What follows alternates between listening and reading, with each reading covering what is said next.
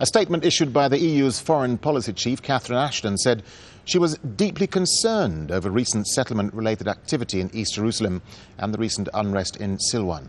It stressed that the European Union has never recognized the annexation of East Jerusalem, reminding Israel that settlements and the demolition of homes are illegal under international law.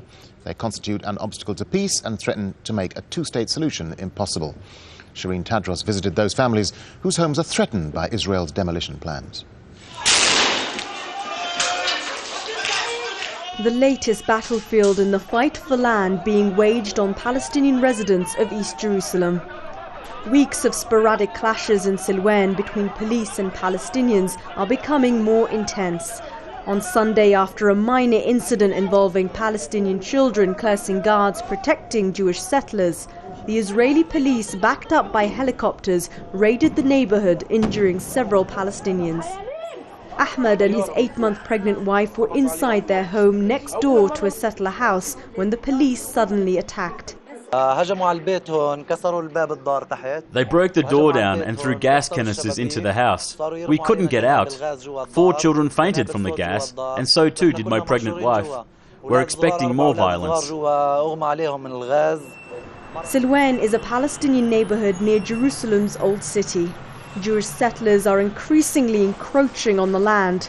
Tension here is at an all-time high after the Jerusalem municipality approved a controversial plan to demolish 22 Palestinian homes to make way for a park and shopping complex.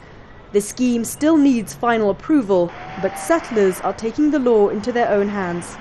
The Jewish settlers in this Palestinian neighbourhood have told residents they have until July 4th to leave their homes. After that, they promise they'll bring private security guards to forcibly evict them. And here's the man behind it all, Jerusalem's right-wing millionaire mayor. We asked him whether he's considering stopping the project in light of the reaction. The Silwan plan is for the benefit of the residents of Silwan, and indeed that is what we put in the table. It is brought to the government, and the government likes the plan. Mir Margalit is a city council member and one of the few who voted against the Silwan plan at the municipality. He's now preparing to send a petition to the High Court to stop the demolitions.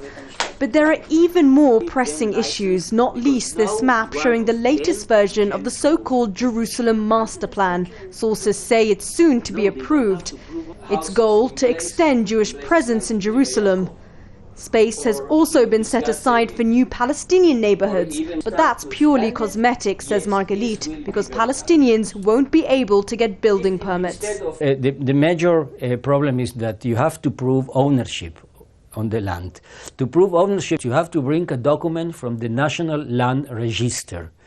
99% of the Palestinians in East Jerusalem, like in the West Bank, they don't have documents from the National Land Register. Details Prime Minister Netanyahu will hope the US president won't bring up during their meeting next week. Israel's continued illegal building is set to top the agenda. The US wants a halt to settlements and work to begin toward creating a Palestinian state. But events on the ground show Israel has other plans. Sherine Tadros, Al Jazeera, occupied East Jerusalem.